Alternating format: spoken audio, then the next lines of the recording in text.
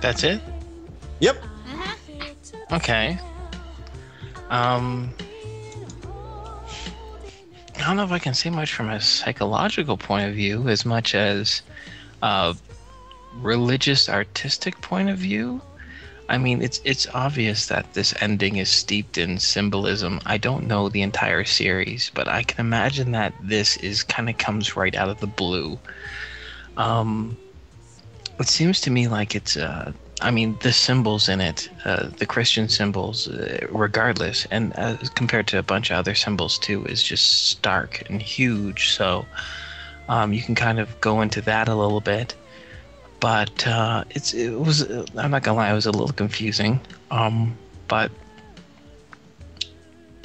I have a feeling you have to kind of watch this. I think what they went with this is the ending.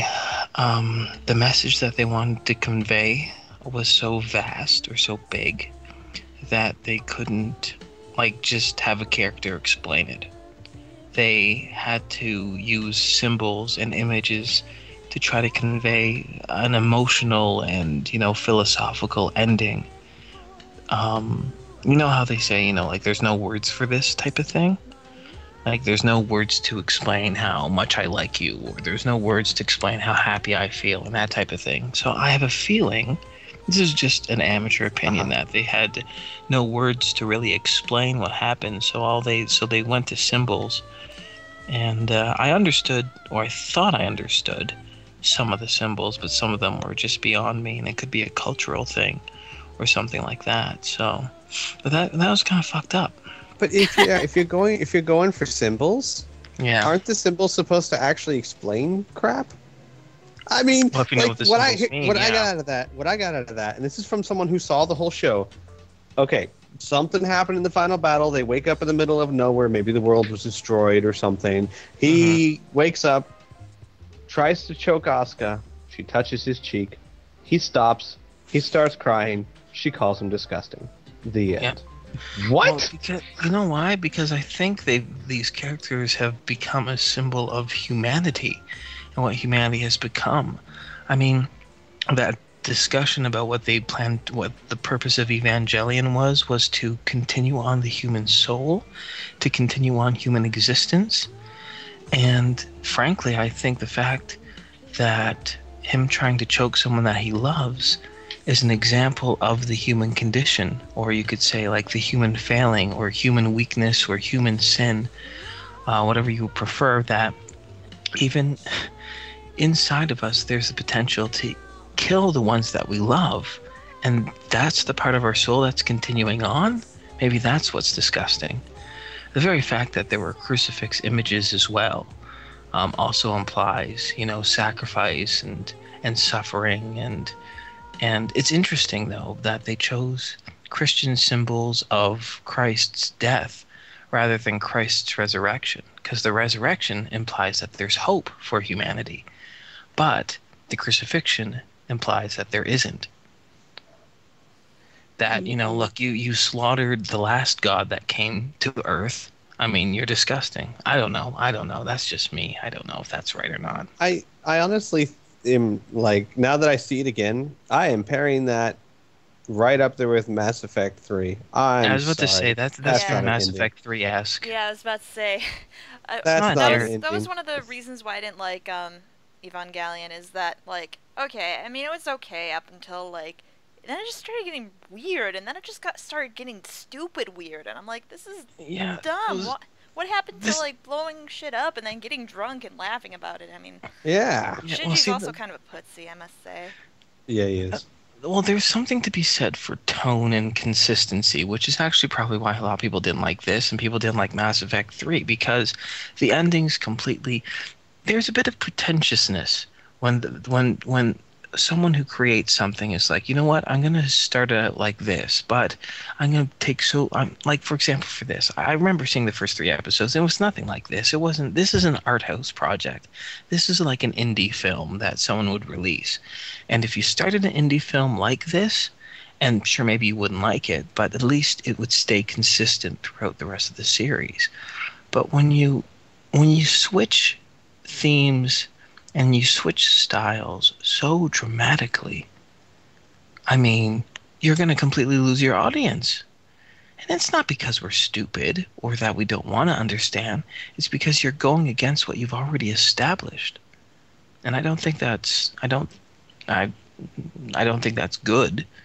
I mean, sure people can do it, but Well, I think that oh, sorry.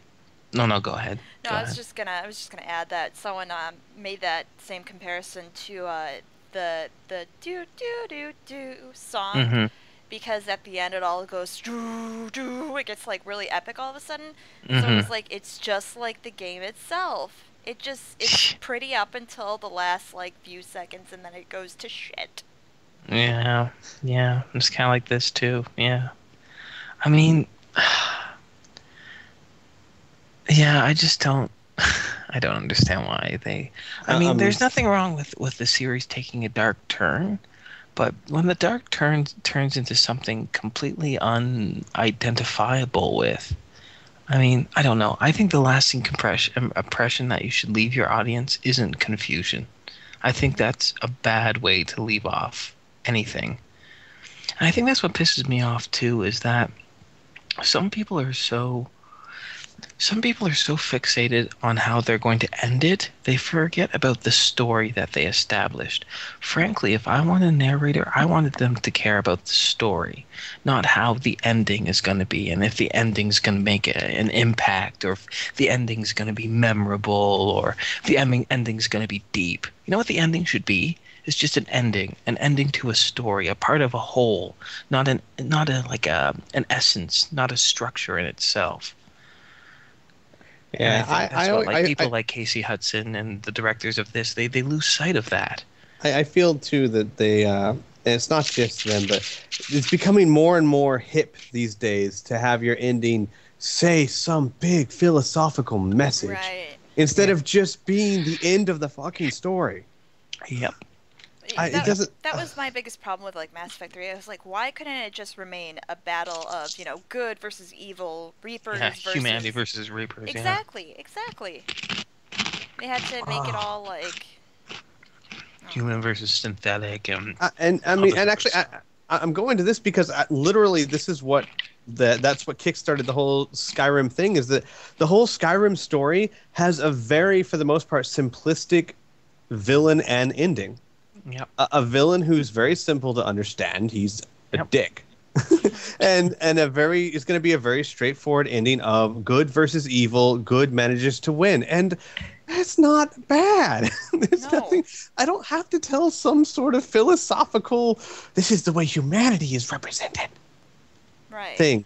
It's a freaking story. Mhm. I don't mind when someone. Let me put it this way.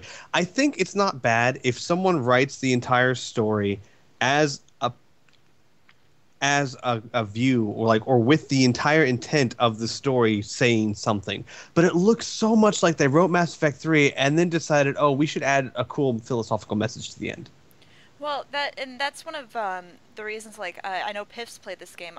Why I love it is like Rule of Rose. It has a very consistent. It's really confusing at first, but it just everything comes together at the end, and that's what Mass Effect 3 lacks. Is like they don't have like this consistent sort of feel throughout the game and with the ending, and then all of a sudden it's so unsatisfying. That's why I liked Baldur's Gate 2 a lot. Great Hmm. story, but Irenicus was a dick all the way to the end. There wasn't some sort of philosophical.